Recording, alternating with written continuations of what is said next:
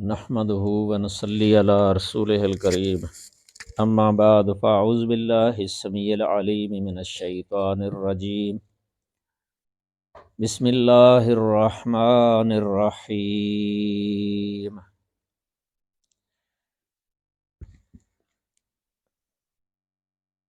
لولا نفر من كل فرقة منهم طائفة ليتفقهوا في الدين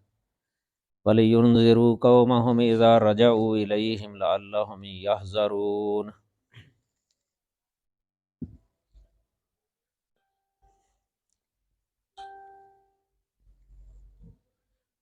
محترم اساتذہ کرام اور عزیز طلبہ اعزام، ہماری یہ مجلس، آج کی مجلس حدیث کی کتاب ترمذی شریف، اس کے متعلق کچھ گزارشات بیان کرنا ہے۔ تمہیدی طور پر یہ بات یاد رکھیں کہ علم حدیث یہ وہ علم ہے کہ جس علم کے ذریعے اس دنیا کے اندر صحیح اسلام جو کہ رسول اللہ صلی اللہ علیہ وسلم کی سنت سے تعبیر ہے، آپ کی عملی زندگی اور آپ کے فرامین، یہ اسلام اور نبی صلی اللہ علیہ وسلم کی سنت یا شریعت یہ مترادف ہیں۔ مترادف کا مطلب یہ ہے کہ ان کے درمیان نسبت تساوی ہے۔ اسلام اور رسول اللہ صلی اللہ علیہ وسلم کی سنت یعنی آپ کے اقوال اور آپ کے اعمال، افعال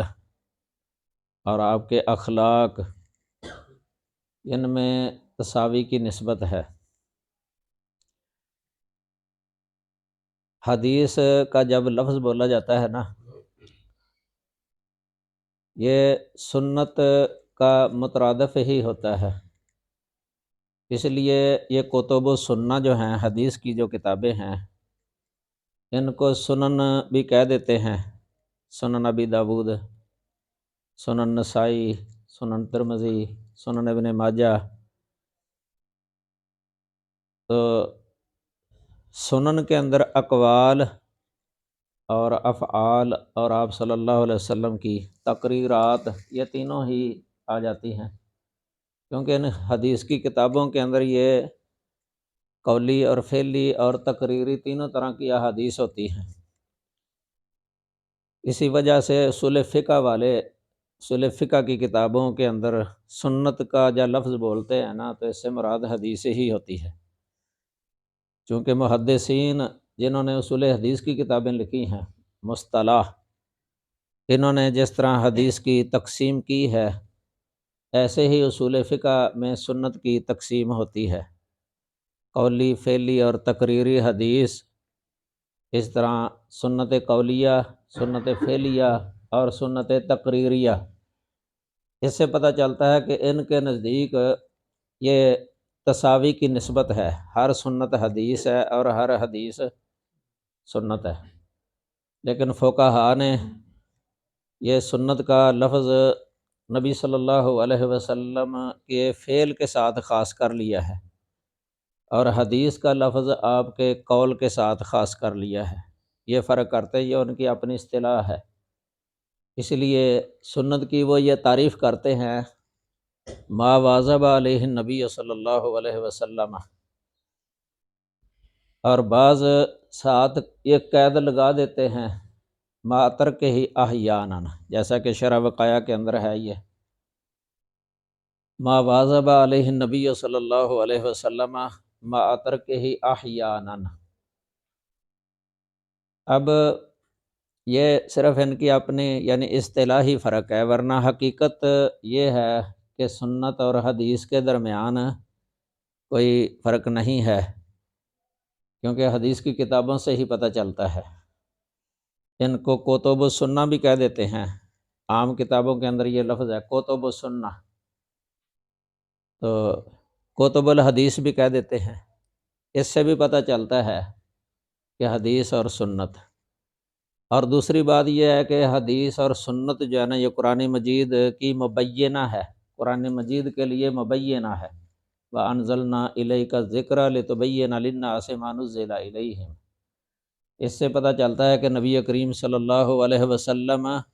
منزل مبین ہیں،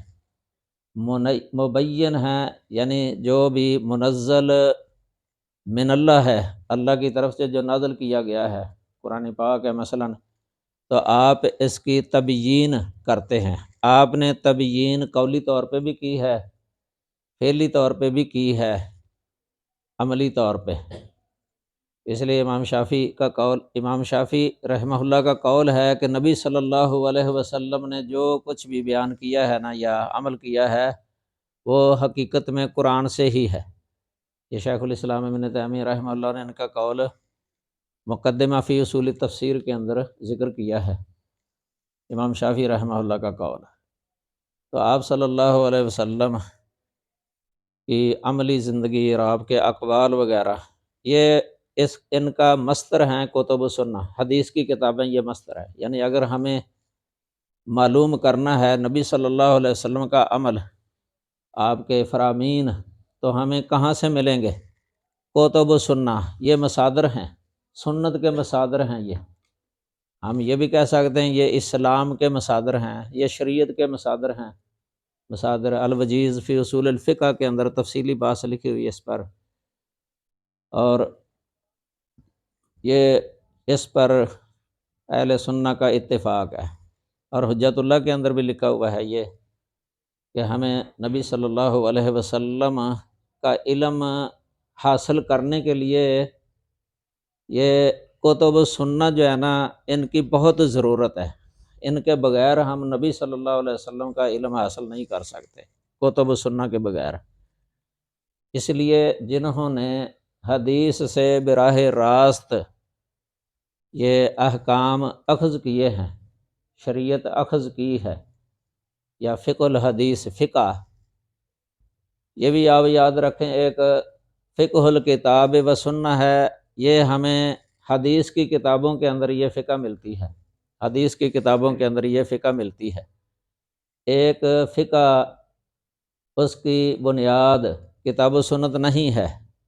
یعنی اسے ہم فقہ الکتاب و سنہ نہیں کہہ سکتے، وہ رائے والی فقہ ہے۔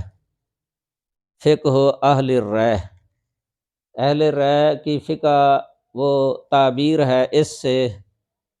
کہ اقوال ہیں، قول، کہ فلاں نے یہ کہا، فلاں نے یہ کہا، فلاں کا یہ قول ہے، فلاں کا یہ قول ہے۔ یہ اقوال جو کتابوں کے اندر درج کر دیے جاتے ہیں نا، کہ فلاں کے نزدیک یہ ہے، اس لیے ایک ہی مسئلہ ہوتا ہے، اس کے اندر جب ہم اقوال دیکھتے ہیں تو وہ بسا اوقات 20 تک پہنچ جاتے ہیں، 30 تک۔ بسا اوقات ایک ہی امام کے اقوال کئی ہو جاتے ہیں، 3 4 قول ایک ہی امام کے، کیونکہ دین جو ہے نا، دین اسلام شریعت یہ بدلتی نہیں ہے، اس کے اندر ترمیم کی گنجائش نہیں ہے، ترمیم کی گنجائش نہیں ہے۔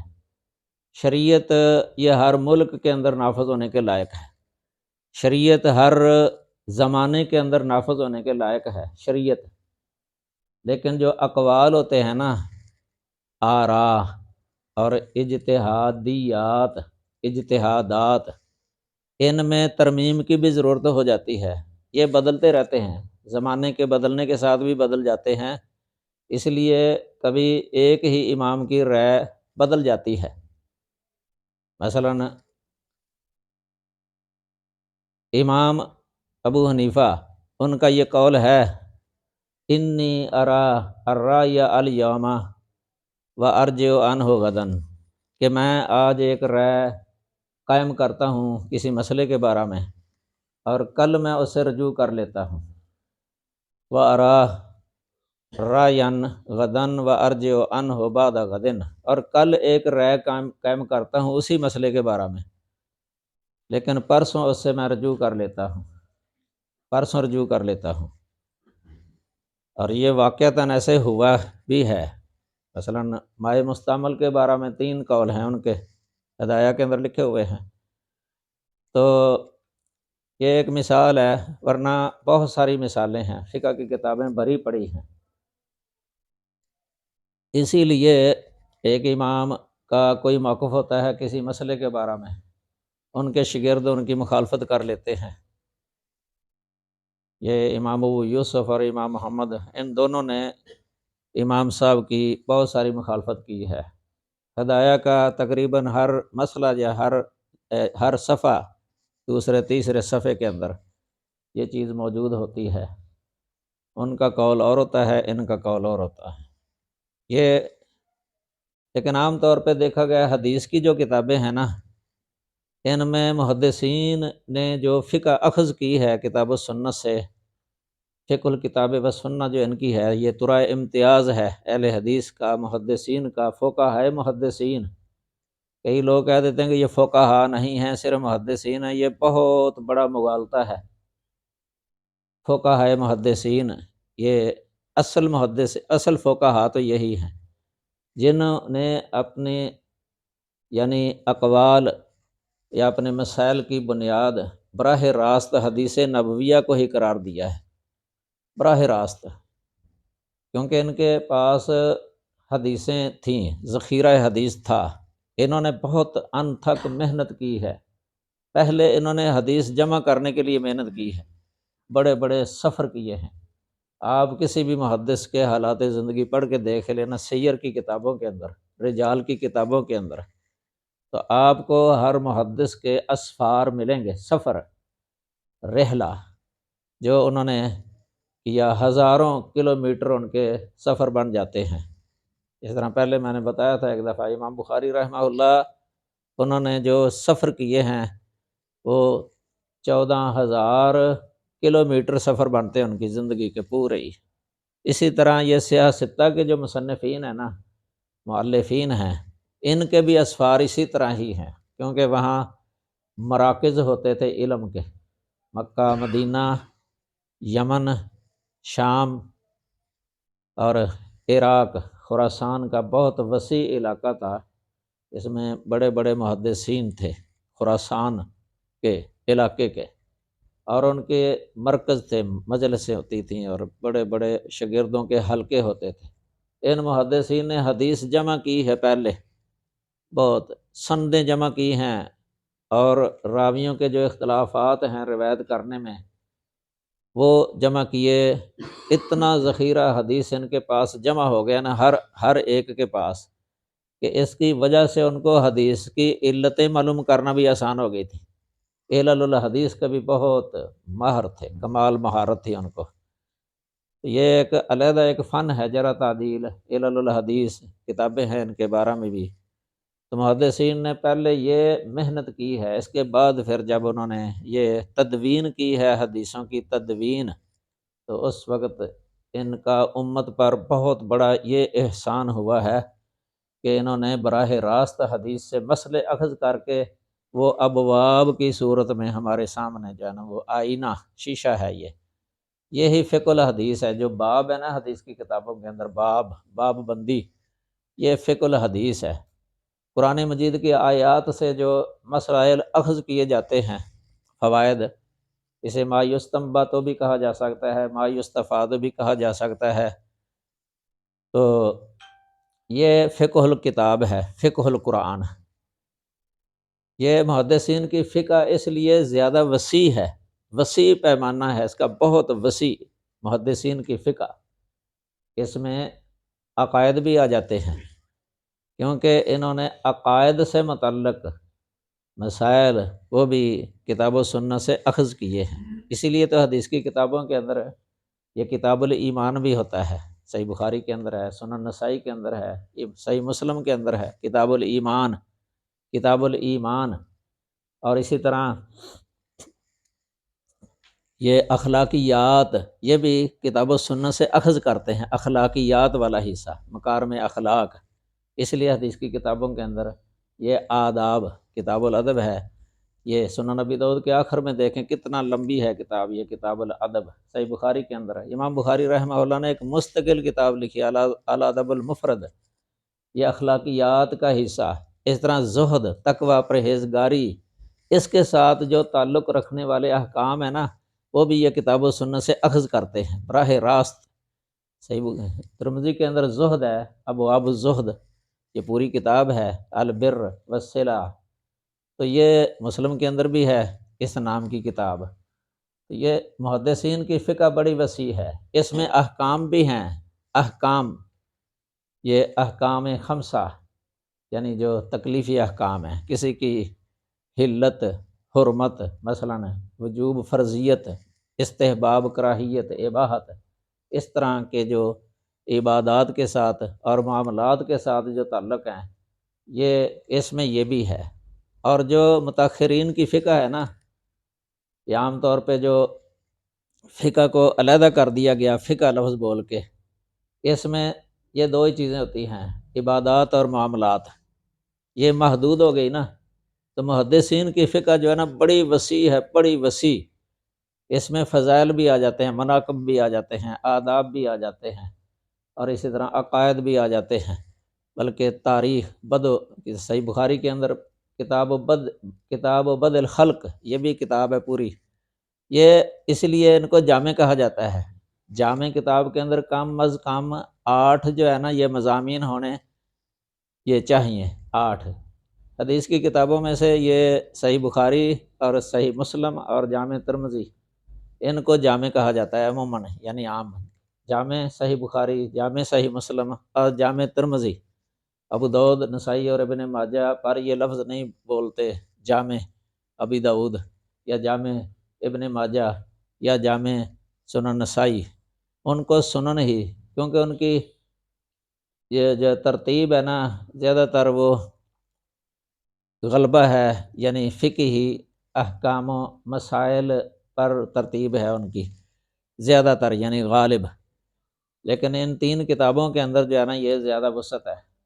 یہ بخاری کے اندر سب سے زیادہ وسعت ہے، دوسرے نمبر پر مسلم شریف ہے،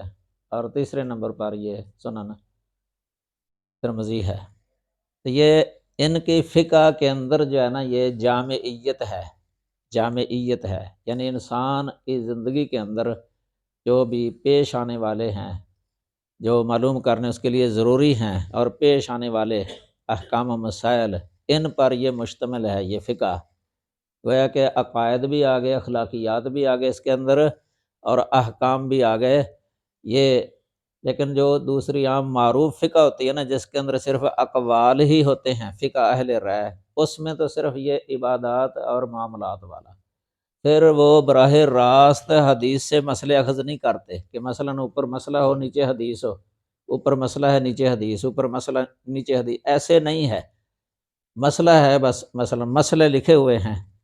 اور بعض میں تو مسئلے ہی لکھے ہوئے ہیں، اور بعض میں جو ہے نا وہ جس کا قول ہوتا ہے نا اس کا نام لکھ دیتے ہیں، اندہ فلان، اندہ ابی حنیفہ، اندہ ابی یوسفہ، اندہ محمد، اندہ ظفر، یا کالا کے ساتھ ہوتا ہے کالا ابو حنیفہ، یا کالا ظفر، کالا محمد، کالا ابو یوسف۔ تو یہ ان کا انداز ہے، اس میں اقوال ہیں صرف۔ اب ظاہر ہے آپ خود عقل سے بھی سوچیں، ایک بندہ عالم ہے مثلا فقیہ، اس سے مسئلہ پوچھا جاتا ہے، وہ آگے سے مسئلے کی دلیل جو ہے نا وہ ذکر کر دیتا ہے، قرآن کی آیت ذکر کر دیتا ہے یا حدیث نبویہ ذکر کر دیتا ہے سند کے ساتھ۔ پھر یہ بھی نہیں ہے کہ ایسے ہی کہہ دے قال رسول اللہ صلی اللہ علیہ وسلم، سند ساتھ ذکر کر کے وہ مسئلہ جو پوچھا گیا ہے اس حدیث کے اندر ذکر ہوتا ہے۔ یہ صحابہ کرام بھی ایسے ہی کیا کرتے تھے۔ جب عموماً ان سے کوئی مسئلہ پوچھا جاتا نا، عام طور پہ نبی صلی اللہ علیہ وسلم کا فرمان سنا دیا کرتے تھے۔ تابعین کے اندر بھی یہی طریقہ تھا، صحابہ لے کے تابعی آگے رسول اللہ صلی اللہ علیہ وسلم کی حدیث فرمان سنا دیتے تھے۔ تبع تابعین کے اندر بھی یہ تھا، وہ پھر تابعی اور صحابی کا نام لے کے اگر رسول اللہ صلی اللہ علیہ وسلم نے ایسے فرمایا ہے یا ایسے کیا ہے۔ ائمہ فقہاء محدثین جو ہے نا، ان کا یہ انداز بھی یہی ہے، یہ حدیث کی کتابوں کے اندر یہی انداز رکھا ہے انہوں نے،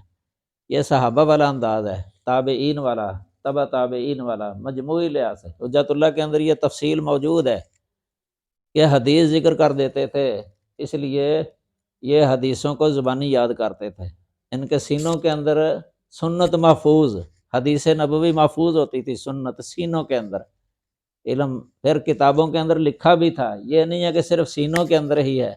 لکھا نہیں ہے، لکھی بھی تھیں اور یاد بھی کرتے تھے، مذاکرہ، بڑی محنت، بہت محنت کی ہے انہوں نے طلب علم کے لیے، طلب حدیث کے لیے۔ تو یہ محدثین کا انداز جو ہے نا، یہ بہترین انداز ہے، صحابہ والا، تابعین والا، تبع تابعین والا، کہ ایک حکم ہے اور اس کی ساتھ ہی دلیل، گویا کہ یہ عام لوگوں کے لیے بھی یہ کتابیں جو ہے نا اتنی مفید ہے نا کہ عام بندہ بھی کوئی مسئلہ ان سے دیکھ سکتا ہے، عام بندہ جو پڑھا لکھا نہیں ہے، اردو جانتا ہے، اردو ترجمہ، وہ مسئلہ دیکھ سکتا ہے حدیث کی کتابوں سے، اتنی آسانی کر دی ہے، ورنہ جب تدوین نہیں ہوئی تھی اس وقت مشکل پیش آتی تھی۔ ایک مسئلہ پیش آیا، پوچھنے کے لیے مدینے جانا پڑتا تھا، پوچھنے کے لیے دور دراز علاقے سے مدینے جانا پڑتا تھا، امام مالک تھے وہاں، ان سے پوچھتے تھے، ان کے دور میں، ان کے پہلا دور تھا، دوسرے جو مدینے کے اندر فقہا تھے، 7 فقیہ ہیں مدینے کے اندر، ہے یہ سب سے بہتر ہے، اسی کو اختیار کرنا چاہیے عام بندے کے لیے بھی، یہ جن کو حدیث کی طرف نسبت کر کے اہل الحدیث کہا جاتا ہے، فقہاء حدیث بھی ان کو کہا جاتا ہے اور فقہاء محدثین بھی ان کو کہا جاتا ہے، اور ان کے مقابلے میں دوسرے وہ تھے جن کو فقہاء اہل رائے کہا جاتا تھا، ان کے طرز استدلال کے اندر جو ہے نا بہت فرق ہے۔ اگر آپ پڑھنا چاہیں نا تو حجت اللہ کے اندر ایک مستقل یہ مضمون ہے اس بارہ میں، الفرق بین اصحاب الحدیث و اہل اصحاب الرائے، یہ بڑی بست کے ساتھ انہوں نے لکھا ہے شاہ ولی اللہ محدث دہلوی نے، تو یہ پڑھ لیا جائے نا تو بہت زیادہ فائدہ ہوتا ہے، بہت زیادہ فائدہ، اس لیے ہمیں وہ طریقہ اختیار کرنا چاہیے جو رسول اللہ صلی اللہ علیہ وسلم نے بتایا ہے، کہ رسول اللہ صلی اللہ علیہ وسلم نے ہمیں فرمایا، علیکم بسنتی و سنت الخلفاء الراشدین المہدیین، یعنی تم پر میرا طریقہ جو ہے نا لازم ہے، میرا طریقہ لازم پکڑ لو، اور خلفاء راشدین کا طریقہ، اور اسی طرح رسول اللہ صلی اللہ علیہ وسلم نے فرمایا، ترکت فیکم امرین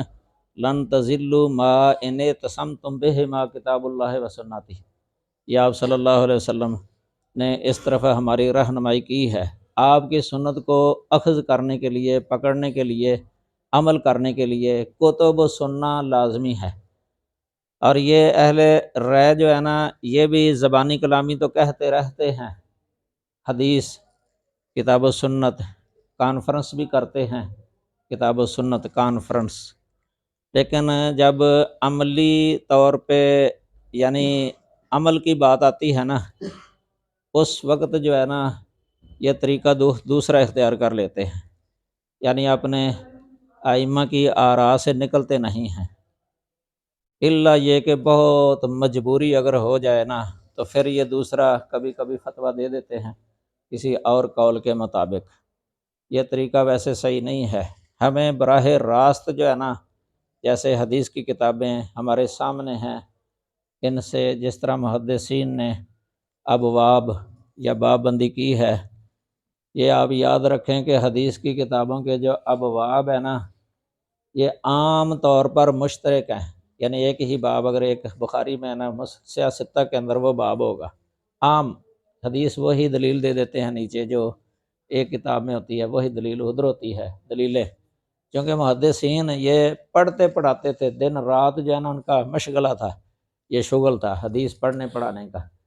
تو یہی سب سے زیادہ جانتے تھے صحیح اور ضعیف حدیث، انہیں کوئی پتہ تھا صحیح حدیث کون سی ہے، ضعیف کون سی ہے، معلول کون سی ہے اور محفوظ کون سی ہے۔ یہ محدثین کو جو ہے نا یہ بہت زبانی یاد ہوتی تھی یہ چیزیں، تو ان کی کوشش یہ تھی کہ صحیح حدیث سے مسئلہ جو ہے نا اخذ کر کے یہ امت کے سامنے پیش کر دیا جائے، تو وہ حدیث کی کتابوں کے اندر۔ یہ مضمون تو ویسے بہت لمبا ہے،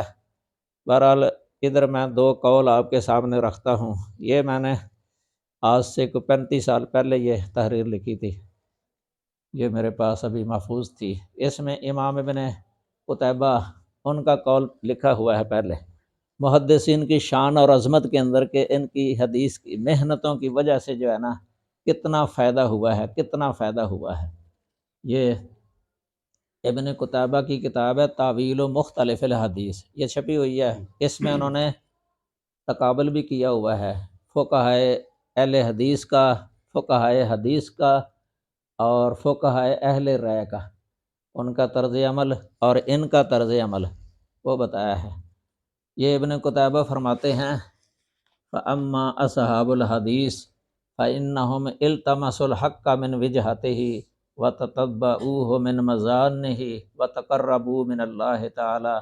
بِاتِّبَاعِهِمْ سُنَنَ رسول اللہ صلی اللہ علیہ وسلم۔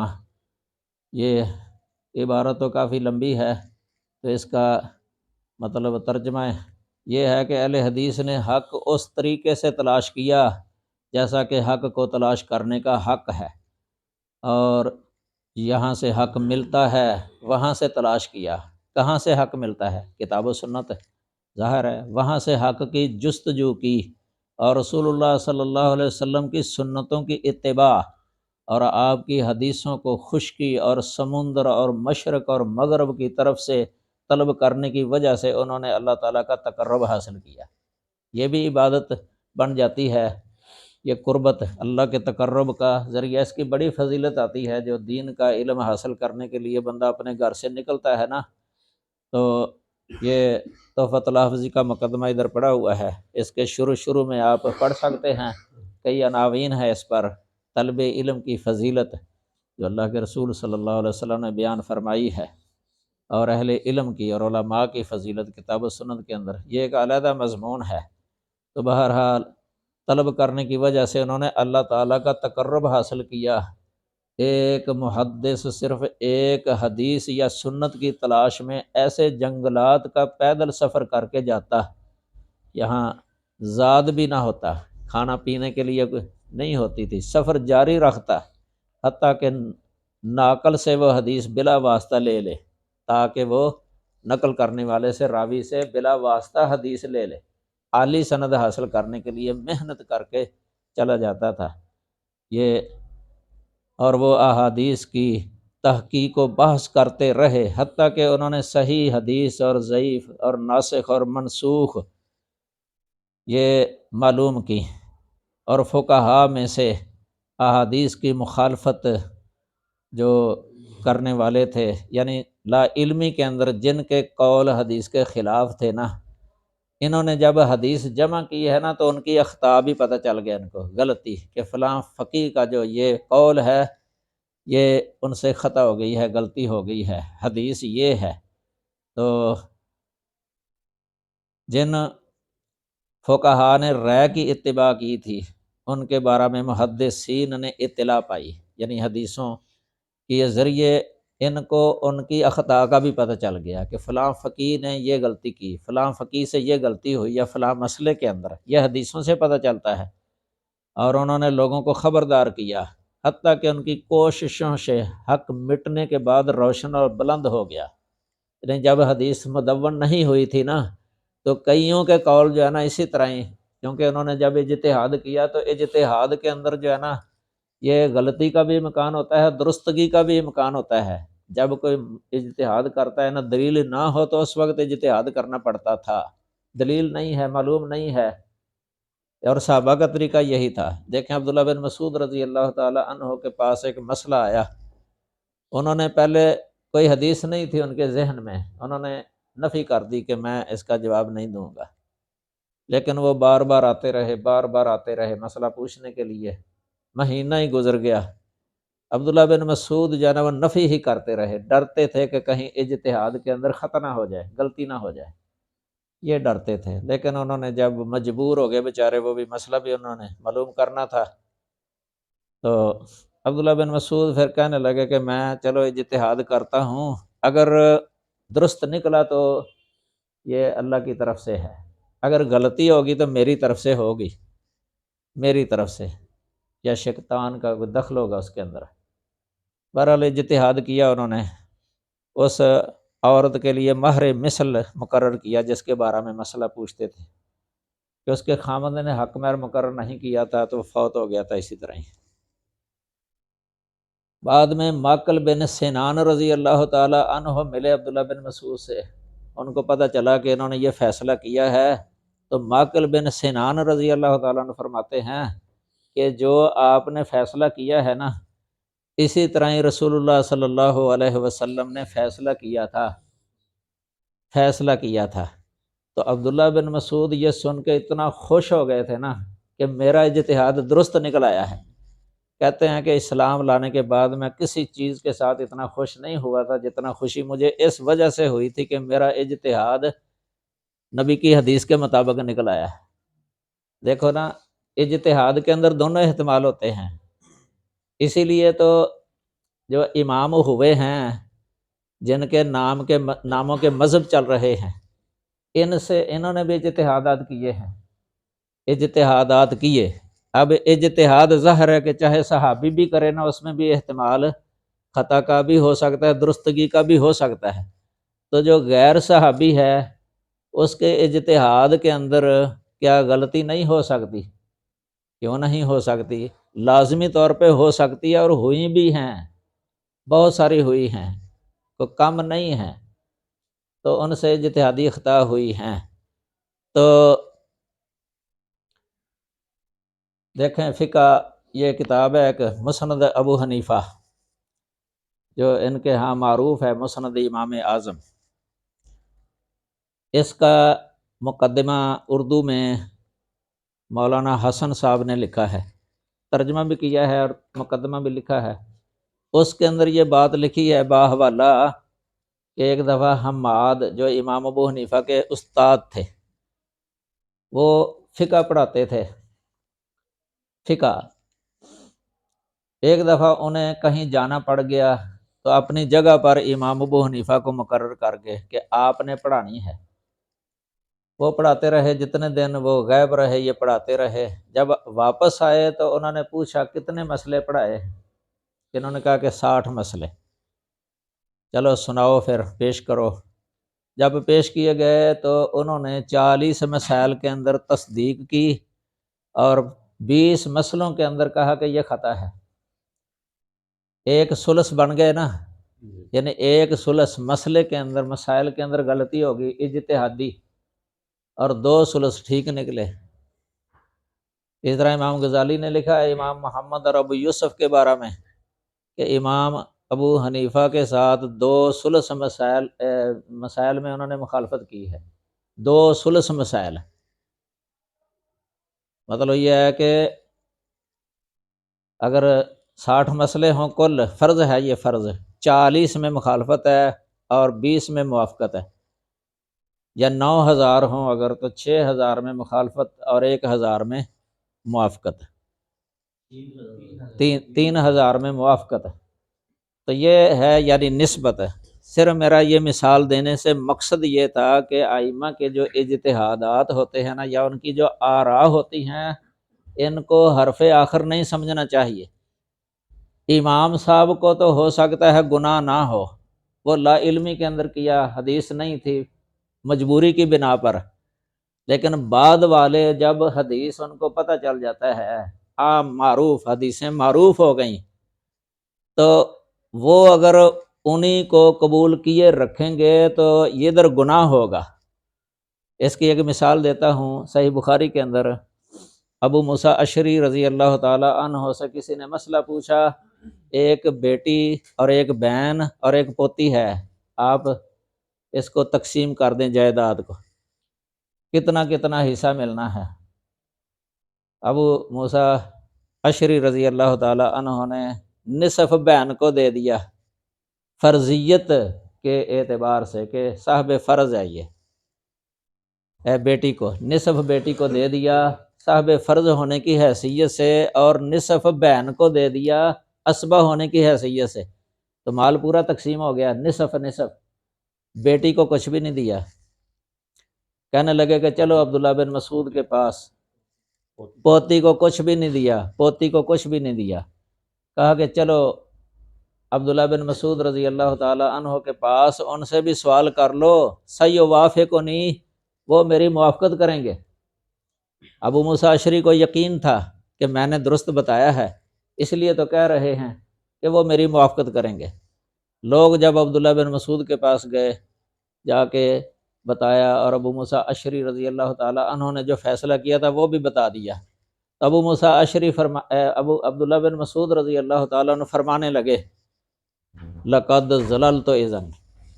لقد ضللت اذن۔ اب ابو موسیٰ اشری نے جو فیصلہ کیا ہے نا، اگر میں بھی یہی فیصلہ کروں تو میں تو گمراہ ہو گیا، میں گمراہ ہو گیا،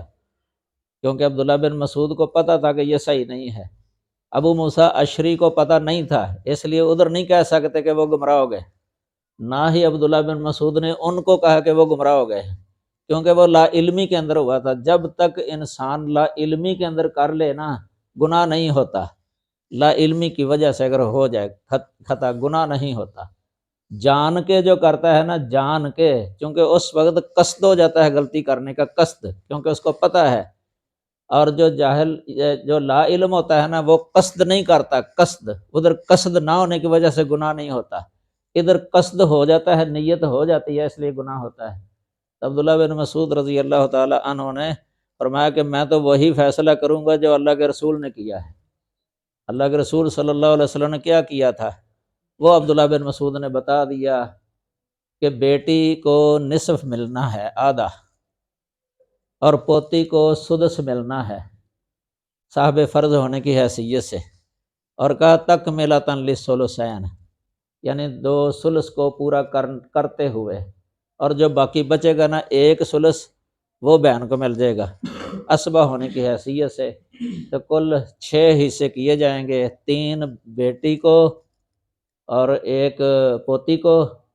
یہ ہو گیا 4، یہ ہو گیا 2 ثلث 6 کا،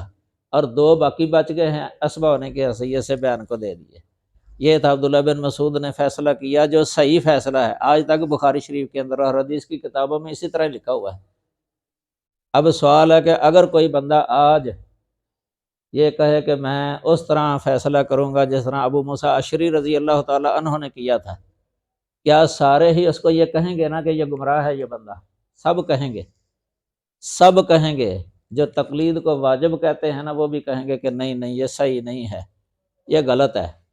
یہ کوئی بھی فتویٰ نہیں دے رہا آج۔ اور شاہ ولی اللہ محدث دہلوی نے لکھا ہوا ہے حجت اللہ کے اندر کہ تابعین کے دور کے اندر نا کچھ اختلافات تھے، بعض مسائل کے اندر حدیثیں نہ پہنچنے کی وجہ سے، چونکہ حدیث ایک جگہ پر جمع نہیں ہوئی تھی، تو جب حدیث کی تدوین ہوگی وہ اختلافات کئی ختم ہو گئے، حدیث کی طرف رجوع، حدیث کی کتابوں میں آ گئے، باب آ گئے، حدیثیں آ گئی، دلیلیں آ گئیں۔ لیکن بعض متعصب جو ہے نا، بہت تعصب رکھنے والے، جو تقلید پر جامد ہوتے ہیں، کسی امام کی رائے پر پکے ہو جاتے ہیں، وہ نہیں دیکھتے کہ کتاب و سنت کے اندر کیا ہے۔ ان کے نزدیک ان کے امام کی رائے اور جو ہے نا اجتہاد وہی کافی ہوتا ہے، اسی کو وہ دلیل کہتے ہیں، وہی دلیل ہے ان کے نزدیک۔ یہ اصول فقہ کی کتاب ہے مسلم و ثبوت، اس کے اندر لکھا ہوا ہے کہ مقلد جو ہے نا، اس کا اپنا مذہب کوئی نہیں ہوتا، اس کا مذہب جو ہے نا اس کے امام کا قول ہی ہے، اس کے امام کا قول ہی اس کا مذہب ہے۔ یہ تقلید جو ہے نا کہ کتاب و سنت میں دلیل معلوم ہونے کے باوجود بھی کسی رائے پر اڑے رہنا، یہ جائز نہیں ہے۔ قبول و قول ینافی الکتاب او سنہ، کسی بھی قول کو قبول کر لے بندہ، چاہے اپنے استاد کی بات ہو یا اپنے استاد کے استاد کی بات ہو، یا کسی امام کی ہو یا کسی باپ دادا کی ہو، ہو وہ منافی کتاب و سنت کے، اور اس کو پتہ بھی ہے کہ یہ منافی ہے، یہ حرام ہے، اس کو پتہ بھی ہے کہ یہ منافی ہے، پھر بھی وہ اڑا رہے، یہ حرام ہے۔ تو یہ آپ یاد رکھ لیں، مسائل جو ہے نا، احکام و مسائل شرعی، یہ کتاب و سنت سے ملتے ہیں، یہ مستر ہیں ان کے۔ فقہ کی کتابوں کے اندر تو صرف قول لکھے ہوتے ہیں کہ فلاں امام کا یہ قول ہے، فلاں کا یہ قول ہے۔ ہدایہ پڑھ کے دیکھ لیں آپ، دلیلیں لکھتے تو ہیں لیکن اس میں نہ سند ہوتی ہے اور نہ ہی حوالہ ہوتا ہے۔ یہ بعد میں علیحدہ کتابیں لکھنی پڑی ہیں تخریج کی، اور بہت ساری حدیثیں ایسی ہیں ان کتابوں کے اندر جو موضوع ہیں، موضوع من گڑت۔ یہ خود تخریج کرنے والوں کو نہیں اصل مصدر کا پتہ ہوتا کہ کہاں آتی ہے۔ صرف اس کی ایک مثال دیتا ہوں میں، اس سے پتہ چل جائے گا۔ رفع الیدین کا مسئلہ ہے، نماز کے اندر رفع الیدین کرنا، ترمذی کے اندر باب موجود ہے، صحیح ستہ کے اندر ابواب موجود ہیں، بلکہ کوئی بھی حدیث کی کتاب اس مسئلے سے خالی نہیں ہے۔ حدیث کی کتاب ہو وہ، تو کوئی بھی حدیث کی کتاب اس مسئلے سے خالی نہیں ہے۔ نماز کے اندر رفع الیدین کرنا، رکوع والا رکوع جاتے ہوئے، رکوع سے اٹھتے ہوئے، اور شروع نماز کے اندر۔ اب ان کا موقف یہ ہے کہ صرف شروع نماز کے اندر ہے، شروع نماز کے اندر یہ ہے، باقی رکوع جاتے وقت اور رکوع سے سر اٹھاتے وقت یہ نہیں ہے، یہ نہیں ہے۔ صاحب ہدایہ نے التزام کیا ہے، مقدمے کے اندر اس کی صراحت کی ہوئی ہے صاحب ہدایہ نے۔ تو اس میں جو ہے نا، صفت صلاۃ النبی کے اندر اس میں جو ہے نا یہ لکھا ہوا کہ میں ہر مسئلے کی دلیل ذکر کروں گا، ہر مسئلے کی دلیل، ہر حکم کی دلیل ذکر کروں گا، یہ التزام کیا ہے۔ اب اس کی دلیل جو ذکر کی ہے نا انہوں نے، ترک رفع یدین کی رکوع والا دعویٰ یہ کیا ہے کہ یہ منسوخ ہو گیا ہے، اور اس کی دلیل یہ ہے کہ عبداللہ بن زبیر رضی اللہ تعالی عنہ نے ایک آدمی کو دیکھا، وہ رفع یدین کر رہا تھا، رفع یدین کر رہا تھا۔ تو عبداللہ بن زبیر رضی اللہ تعالی عنہ نے اس آدمی کو کہا کہ صفت صلاۃ النبی لا تفعل، کہ تو یہ رفع یدین نہ کر، تو یہ رفع یدین نہ کر، کیونکہ یہ پہلے تھا، پہلے کیا کرتے تھے نبی صلی اللہ علیہ وسلم، بعد میں چھوڑ دیا تھا نبی صلی اللہ علیہ وسلم نے، بعد میں چھوڑ دیا تھا، یہ دلیل دی ہے۔ اب دیکھیں یہ جو ہے نا حدیث کہ بعد میں چھوڑ دیا تھا، یہ حدیث کی کسی بھی کتاب کے اندر موجود نہیں ہے، حدیث کی کسی بھی کتاب کے اندر موجود نہیں ہے۔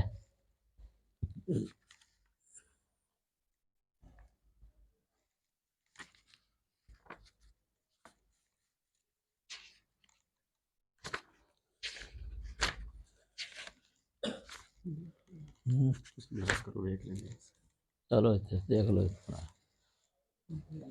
اسی طرح یہاں لکھا ہوا ہے اس کے اندر کہ بعد میں جو ہے نا یہ چھوڑ دیا تھا۔ اب دیکھیں یہ حدیث کی کسی کتاب کے اندر روایت موجود نہیں ہے۔ آپ اس ہدایہ سامنے ہو تو اس کے اندر جو ہے نا علامہ ذیلی حنفی جنہوں نے نصب الرایہ لکھی ہے فی تخریج احادیث الہدایہ، اس میں انہوں نے یہ لکھ دیا کل تو غریبن، کل تو غریبن۔ اب ظاہر ہے کہ غریبن عموماً یہ وہاں لکھتے ہیں جہاں وہ حدیث عموماً ثابت نہیں ہوتی۔ یہ لکھا ہوا ہے، اس کا 113 صفحہ ہے یہ ہدایہ کا، یہ قضا نوکیلا عن ابن الزبیر، یہ نیچے لکھا کل تو غریبن، یہ تا لکھی ہوئی ہے، تا یہ نصب الرایہ ذیلی کی جو تخریج ہے نا وہ مراد ہے اس سے۔ تو یہ عبداللہ بن زبیر رضی اللہ تعالی عنہ سے جو ہے نا یہ ثابت نہیں ہے۔ ادھر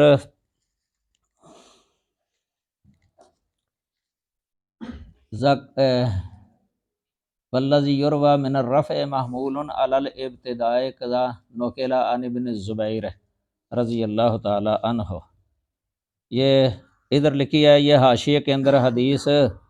ان رجلا یصلی فی المسجد الحرام کہ ایک آدمی مسجد حرام کے اندر نماز پڑھ رہا تھا، کان یرفع یدیہ عند الرکوع، وہ رکوع کے وقت رفع دین کر رہا تھا، وعند رفع الراس منہ، اور رکوع سے سر اٹھانے کے وقت بھی، فلما فرغ من صلاتہ، جب وہ آدمی اپنی نماز سے فارغ ہوا، قال لا تفعل، تو عبداللہ بن زبیر نے کہا لا تفعل، نہ کر، فإن هذا شیء فعلہ النبی صلی اللہ علیہ وسلم ثم ترک، یہ ایک ایسا عمل ہے کہ نبی صلی اللہ علیہ وسلم نے کیا تھا پھر چھوڑ دیا تھا، پھر ترک کر دیا تھا۔ یہ حاشیہ دیا ہوا ہے، لیکن یہ حدیث جو ہے نا کسی بھی حدیث کی کتاب کے اندر موجود نہیں ہے۔ آپ ہدایہ کی جتنی شروع ہے نا وہ دیکھ لیں، حتیٰ کہ ان کی اپنی اردو کے اندر یہ فیوزات رضویہ شرح جو ہے نا یہ بہت بڑی ہے، کوئی 15-16 جلدوں کے اندر ہے، اس نے بھی جو ہے نا اس کا کوئی مصدر ذکر نہیں کیا۔ اسی طرح احسن الہدایہ اس کے اندر بھی کوئی ذکر نہیں ہے، اشرف الہدایہ وہ شرح ہے اس میں بھی کوئی ذکر نہیں ہے، کسی کتاب کے اندر یہ حدیث ہے ہی نہیں۔ بلکہ یہ دیکھیں آپ عبداللہ بن زبیر رضی اللہ تعالی عنہ نماز کے اندر رفع دین کیا کرتے تھے۔ امام ترمذی، یہ جامع ترمذی ہمارے سامنے ہے، اس میں عبداللہ بن زبیر رضی اللہ تعالی عنہ کا نام لکھا ہوا ہے رفع دین کرنے والوں میں۔ ابو بکر صدیق رضی اللہ تعالی عنہ کے پیچھے عبداللہ بن زبیر نماز پڑھتے رہے ہیں،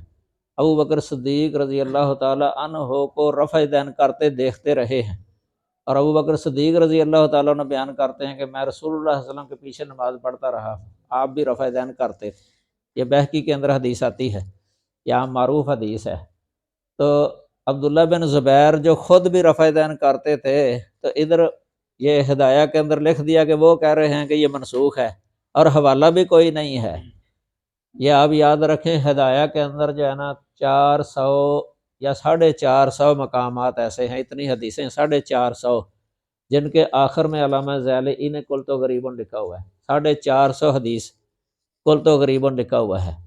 کل تو غریبن۔ کئی موضوع ہیں، موضوع مثلا یہ حدیث من صلی خلف تقی فکأنما صلی خلف نبی، جس نے کسی تقی کے پیچھے نماز پڑھی گویا کہ اس نے نبی کے پیچھے نماز پڑھی۔ اور اسی طرح یہ حدیث من ترک اربعا قبل الظہر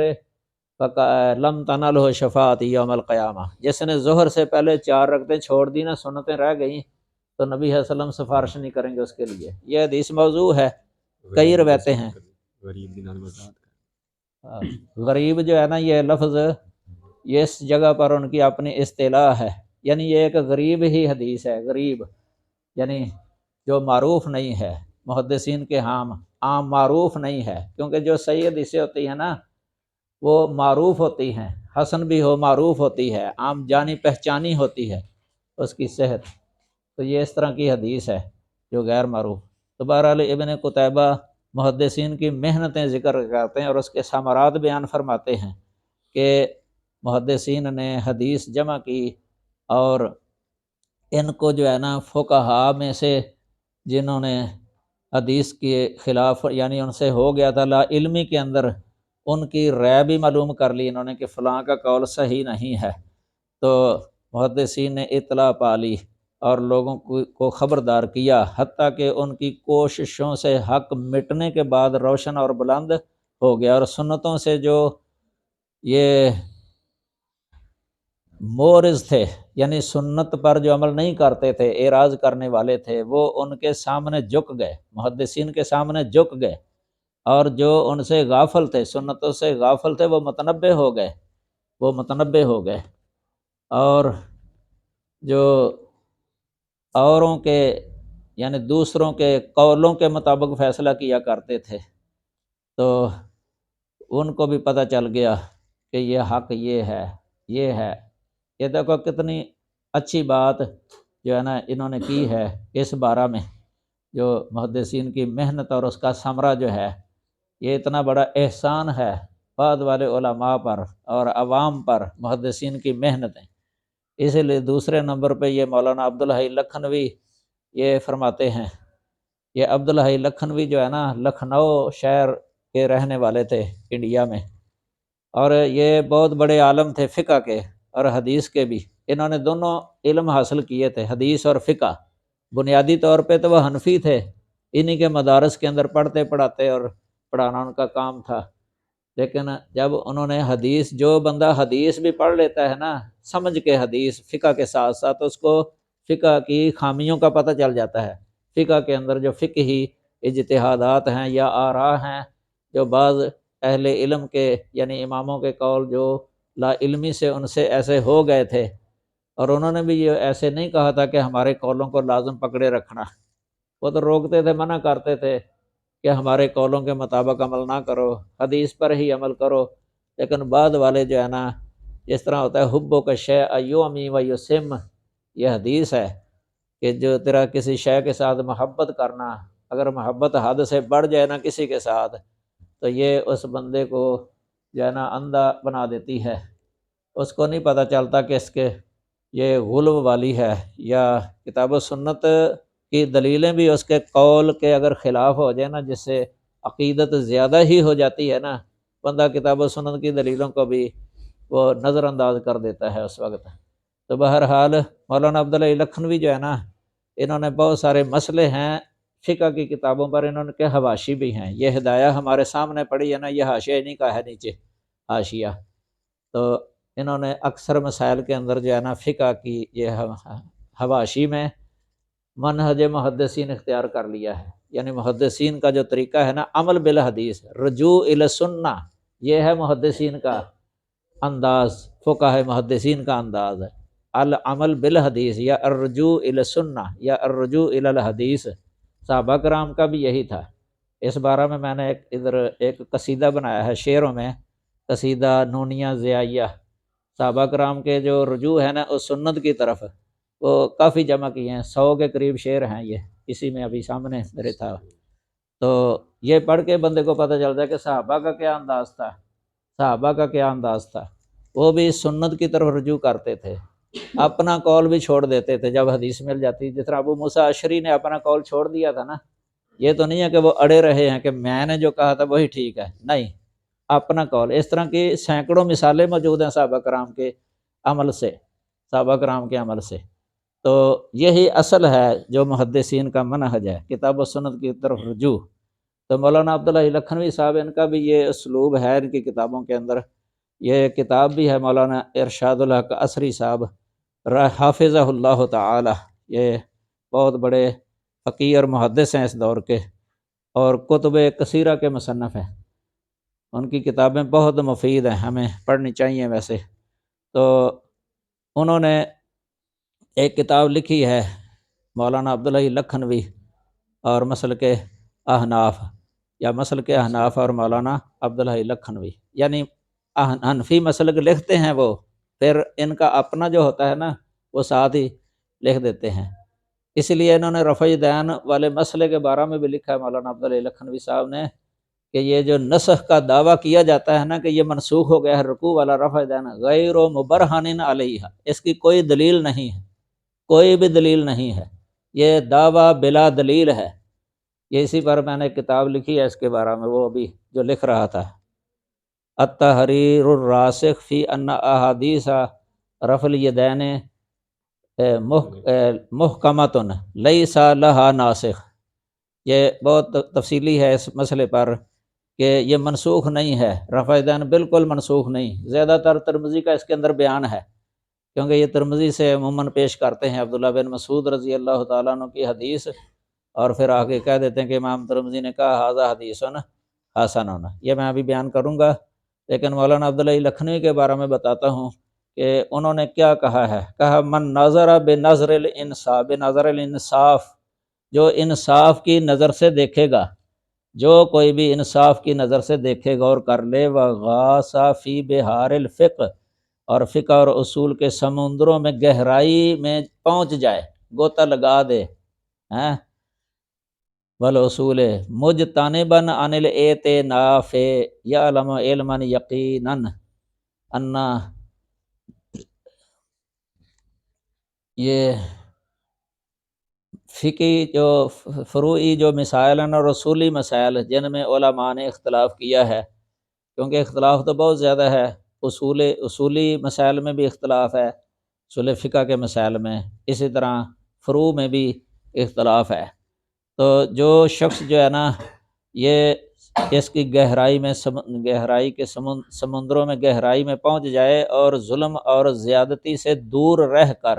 یعنی انصاف کی نظر ہو، اس کی ظلم نہ کرے، فیصلہ کرنے میں غور کرے گا، وہ یقیناً یہ جان لے گا کہ اکثر فروعی اور اصولی مسائل، یہ دیکھیں نا، اکثر المسائل الفرعیہ والاصولیہ التی اختلف العلماء فیہا فمذہب المحدثین فیہا اقوی من مذاہب غیرہم۔ دیکھو کتنی اچھی بات کی ہے انہوں نے، انصاف کی بات، کہ اکثر فروعی اور اصولی مسائل جن میں علماء نے اختلاف کیا ہے، ان میں محدثین کرام کا مذہب ہی سب مذاہب سے زیادہ قوی ہوگا، مضبوط ہوگا۔ اور آگے کہتے ہیں کہ میں بھی جب کسی مسئلہ کی طرف اشارہ کرتا ہوں تو محدثین کا قول ہی انصاف کے زیادہ قریب پاتا ہوں۔ اللہ تعالیٰ محدثین کا بھلا کرے اور ان کی قدر کرے، اور ہم بھی ان کا شکریہ ادا کریں، محدثین کا شکریہ ادا کریں، کیوں نہ کریں، حالانکہ وہی رسول اللہ صلی اللہ علیہ وسلم کے سچے وارث ہیں اور شریعت کے سچے نائب ہیں، شریعت کے سچے نائب ہیں، اور ہمارا حشر ان کے زمرے میں کرے قیامت کے دن، مطلب ہمیں ان کی جماعت کے ساتھ اٹھا لے اور ہمیں ان کی محبت اور سیرت پر جو ہے نا فوت کرے۔ کتنا اچھا کلام ہے یہ انصاف والی بات ہے۔ محدثین مجموعی لحاظ سے حق ہیں، حق، انفرادی تو خطا ہر ایک سے ہو سکتی ہے، کئی بعض ہیں بہت کم، یعنی حدیث کی کتابوں کے اندر کوئی جو ابواب ہیں مرجو یعنی موقف ہوتا ہے وہ، تو یہ ہر ایک کی غلطی، لیکن دیکھیں آپ جو فقہ کی کتابیں ہیں ان کے اندر جو اہل رائے کی جو آراء لکھی ہوتی ہے نا، ان کے اندر تو سینکڑوں یعنی اخطاء ہوئی ہیں، بہت زیادہ کثیر تعداد میں، لیکن محدثین سے جو ہوئی ہے نا کچھ کسی جگہ پر، تو یہ اگر اتنی ہو جائیں تو کوئی زیادہ نہیں ہے، یہ بے تقاضا بشریت کے، جس طرح صحابہ کرام سے بھی ہو جاتی تھی، لیکن وہ اڑے نہیں رہتے تھے، خطا ملنے کے بعد رجوع کر لیتے تھے۔ اسی طرح ان کا بھی طریقہ یہی تھا محدثین کا، اور تقلید سے جو ہے نا یہ منع کیا کرتے تھے، سارے ہی منع کرتے تھے تقلید سے، اپنی تقلید سے۔ تقلید سے میری مراد یہی ہے کہ کتاب و سنت کی دلیل واضح ہونے کے بعد بھی کسی کی بات پر اڑے رہنا، کتاب و سنت کے دلائل کو نظر انداز کر دینا، اس طرح کی تقلید سے سارے ہی منع کرتے تھے۔ صحابہ کے دور میں بھی مثالیں ہیں اور بعد میں بھی ہیں یہ مثالیں۔ ترمذی کے اندر امام ترمذی نے جو ہے نا یہ ایک جگہ پر یہ لکھا ہوا ہے جابر جوفی کے بارے میں۔ اب جابر جوفی جو ہے نا یہ مجروح راوی ہے، حدیث کی کتابوں روایتوں میں آتا ہے اس کا ذکر، بخاری مسلم کے اندر نہیں ہے ان کی کوئی بھی روایت، سنن کے اندر ہے البتہ، ابن ماجہ کے اندر بھی ہے حدیث ان کی، وہ سورۃ فاتحہ نہ پڑھنے کے بارے میں، من کان لہ امام فقراۃ الامام لہ قراءۃ۔ ترمذی کے اندر بھی ان کا نام آیا ہے